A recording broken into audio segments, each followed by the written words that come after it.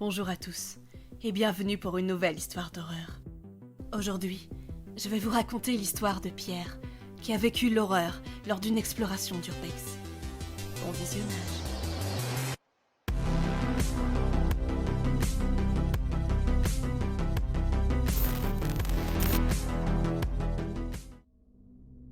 Pierre est un jeune adolescent de 16 ans. Il a une vie plutôt normale, de bons résultats scolaires, une petite amie et des amis sur qui compter. Un jour des plus ordinaires, alors qu'il était au lycée avec ses copains, Nicolas lança la conversation. Et très vite, la discussion se mit à tourner autour de l'Urbex. Tous se dirent qu'ils devaient vraiment essayer. Et il s'avéra que pas mal d'entre eux avaient déjà une petite idée en tête quant au lieu pour débuter cette expérience.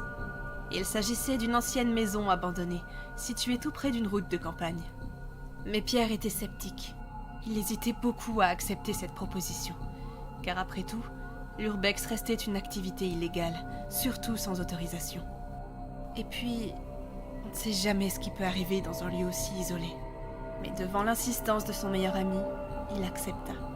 Après tout, ils seraient deux. Le soir arriva. Pierre prépara ses affaires, prit quelques bières, une lampe torche et son téléphone portable en cas de problème. Puis il rejoignit ses amis devant la fameuse maison.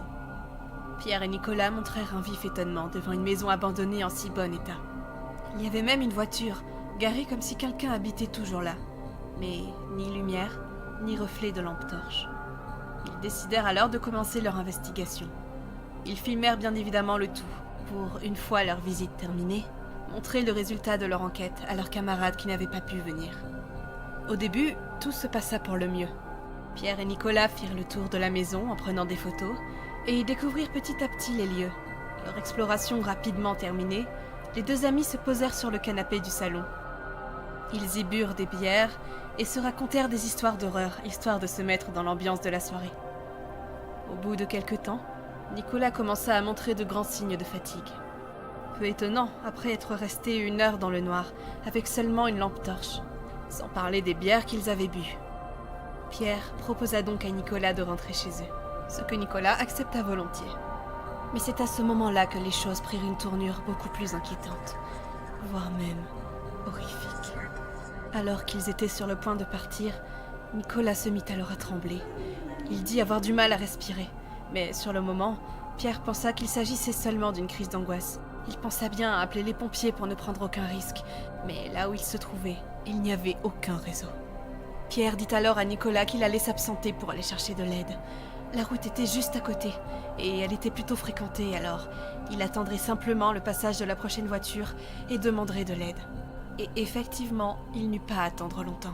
La première voiture qu'il vit se gara sur le bas-côté. Pierre expliqua rapidement la situation au conducteur. L'homme lui dit immédiatement d'aller chercher Nicolas afin de l'emmener à l'hôpital.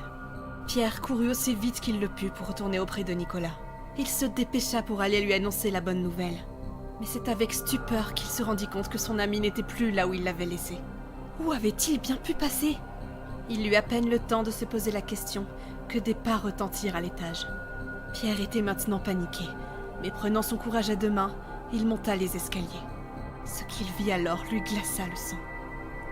Nicolas était en train de se taper la tête contre le mur, les yeux complètement révulsés, et il murmurait un charabia incompréhensible, comme s'il était possédé. Nicolas se dirigea immédiatement vers la fenêtre, appelant l'homme qui l'attendait encore dans la voiture. Il lui dit de monter, que son ami courait un danger et qu'il devait faire vite. L'homme monta alors les marches 4 par 4 et décida de prendre de force Nicolas afin de l'emmener au plus vite aux urgences. Il eut beaucoup de peine à le faire entrer dans la voiture, car Nicolas se débattait avec violence. Mais au bout de longues minutes et en s'y mettant à 2, ils parvinrent enfin à faire entrer le jeune homme dans la voiture. Arrivé à l'hôpital, Pierre expliqua toute la situation au docteur. L'urbex, la fatigue, puis les tremblements, et pour finir le comportement étrange de Nicolas. Épuisé par la nuit qu'il venait de passer et sur le conseil des médecins, Nicolas rentra chez lui, en espérant que son ami irait bientôt mieux. Dès le lendemain matin, Pierre rendit visite à Nicolas, lui demandant ce qu'il s'était passé et si son état de santé s'était amélioré. Mais Nicolas ne se souvenait de rien. Son seul souvenir, et sa seule question, était... Qui était cette petite fille en bas de l'escalier ?